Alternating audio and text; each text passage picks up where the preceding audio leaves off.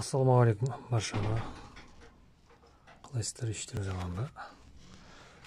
Біздерде енді бүгін мотоцикл, қытайлық мотоцикл Enduro Racer 250 V5 дейтін мотоцикл жақсы.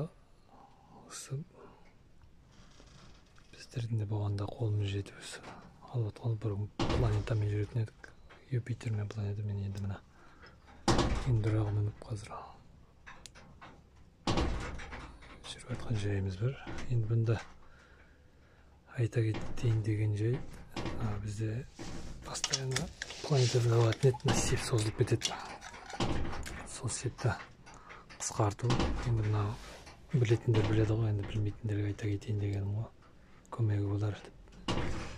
Мынада велосипедтікіндей барлығында замок болады ғой септе. Соның себінен ағытып, бір звено мындайды қысқарып жатыр. Екі звено қосылды, енді бір звеноға келмейді оны. Сыртыныкі, ішінікі. Бір сырттан звеноға қысқартып жібердік. Бұл енді мынада щитнейден барып тұрған, қазір енді қысқару керек. Ортасына дейін келсе нормально болады. Енді алға қарай барабан ауыстырған сеп до конца созылып кетпес үшін қысқартып жатқан жайымыз. Осылай енді егерде көмегі тиіп жатса, видеоның шүкір ризамын сіздерге. Баршаларыңызға тілек, істеріңіз болсын. Рахмет.